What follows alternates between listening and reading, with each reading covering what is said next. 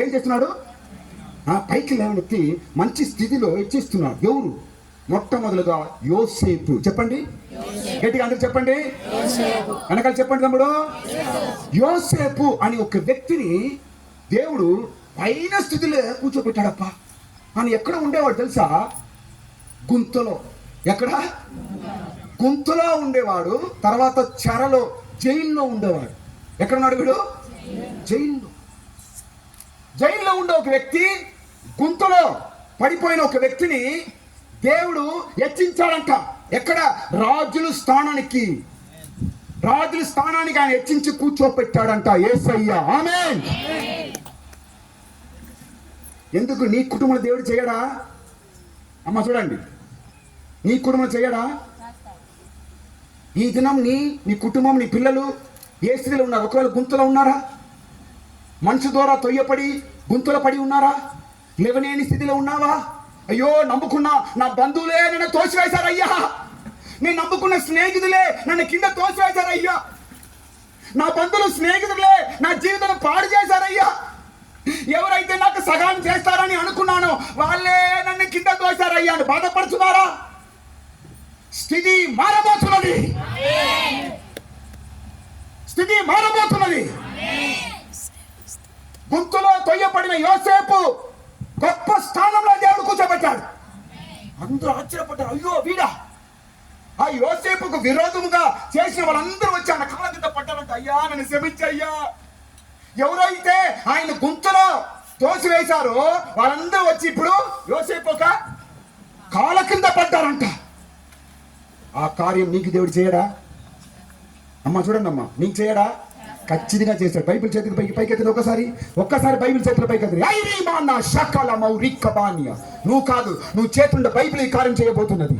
కళ్ళు మూసుకో. నీ చేతుండే ఈ వాక్యం గొప్ప కార్యం చేయబోతున్నది నీ జీవితంలో. యేసు నామములో ఈ బైబిల్లో ఉండే వాక్యం ప్రభువా, ఈ బైబిల్ ఉండే ప్రతి ఒక్క సంభవములు, ప్రతి కార్యములు ప్రభువా, ప్రతి ఒక్క కుటుంబంలో జరుగుగాక. గుంతలో పడి ఉండే పిల్లలందరూ లేవలెత్తపడును గాక. గుంతలో పడి ఉన్న ప్రతి ఒక్క కుటుంబాన్ని పైన స్థితిలో నిలబెట్టును గాక. హల్లెలూయా. గట్టిగా ఆమేన్ చెప్పి చేయండి. గట్టిగా చెప్పండి. హల్లెలూయా. యోసేపు. అందరూ చెప్పండి ఒకసారి. అందరూ చెప్పండి. యోసేపు అని ఒక వ్యక్తి అన్నదమ్ములు అందరూ ఆయన ఎక్కడ పడేశారంట? గట్టిగా చెప్పండి. ఎక్కడ పడేశారు? పెద్ద గుంతలో పడేశారు. ఆయన చచ్చిపోవాలి, వీడు బాధపడకూడదు, వీడు నాశనం అయిపోవాలి అని ఆయనతో పుట్టిన వాళ్ళు ఏం చేశారు? పడేశారు, నెట్టేశారు. స్తోత్రం. అయితే ఎవరైతే త్రోసివేశారో వాళ్ళ కన్ను ముందున్న దేవుడే యేసయ్య ఆయన గొప్ప స్థితిలో పెట్టాడు. రాజు స్థానంలో కూర్చోబెట్టారు. ఎవరైతే ఆయన కీడు చేశారో వాళ్ళందరూ ఆయన ముందు వచ్చి నిలబడ్డారంట.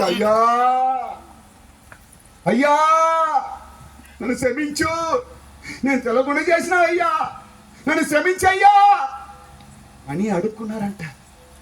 నేను చెప్తా చూడండి సిస్టర్, నీ జీవితంలో ఈ కార్యం జరగబోతుంది. ఎవరో గురించి నువ్వు బాధపడుతున్నావు. నా జీవితం ఇట్లా పాడు చేశాడు కదా, నా కుటుంబం ఇట్లా పాడు చేశాడు కదా అని ఎవరిని గురించో నువ్వు బాధపడుతున్నావు. ఎవరైతే నీకు కీడు చేశారో వాళ్ళే నీ ముందుకు వచ్చి నిలబడబోతున్నారు.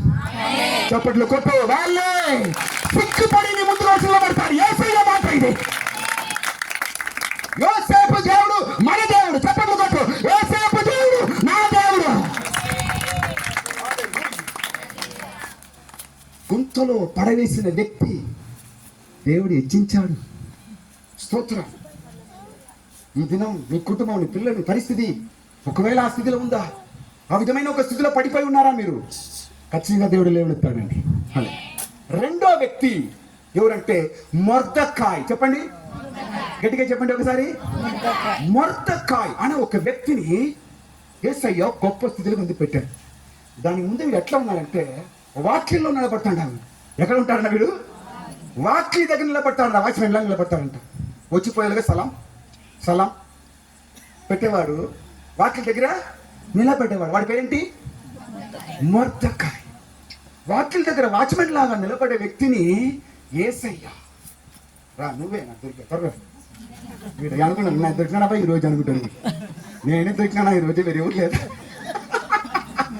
ఇదిగో ఇదే మురతకాయ సలాం పెట్టు అందరు మురతకాయ సలాం పెట్టు సలాం పెట్ట ఇంకొకసారి పెట్టు అక్కడ చూసి పెట్టు ఇదే మురతకాయ యొక్క పని అంట వచ్చే పాలు పోయాలి అది ఏం చేస్తాడు వాడు సలాం పెట్టి ఇట్లా నిలబడతాడు చచ్చి ఇట్లా నిలబడతాడు ఆ మురతగానే వాడు పాపం అయితే ఒక్క దినం యేసయ్య చూశాడు చెయ్యి పట్టుకొని ఆయన్ని తెలుసుకోవచ్చి ఏ రాజులు ఒక గృహంలో వాకిలి దగ్గర నిలబడ్డాడో ఆ రాజు పక్కన కూర్చోబెట్టారంట కూర్చో కూర్చో చప్పట్లు కట్ట వాడు భయపడిపోతున్నాడు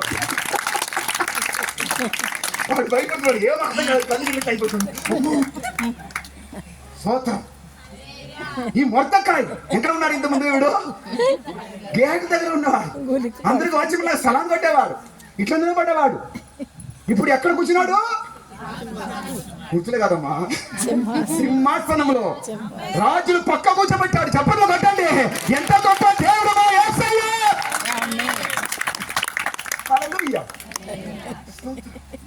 ఇద్దరు నీ పరిస్థితి ఎట్లా ఉందా ఏం చేసేదండి అందరికి సలాం పెట్టాలని నేను ఏం చేసేదండి అందరికి నమ్మకం పెట్టాలని నేను నాకు నా పరిస్థితి ఎట్లా ఉందండి కొంతమంది చెప్తారు ఎందుకయ్యా వాళ్ళ దగ్గర సలాం పెడుతున్నావు ఏం చేసి నా పరిస్థితి ఎట్లా ఉంది అక్క బాగున్నావా అయ్యా బాగున్నావా ఎందుకు ఏదో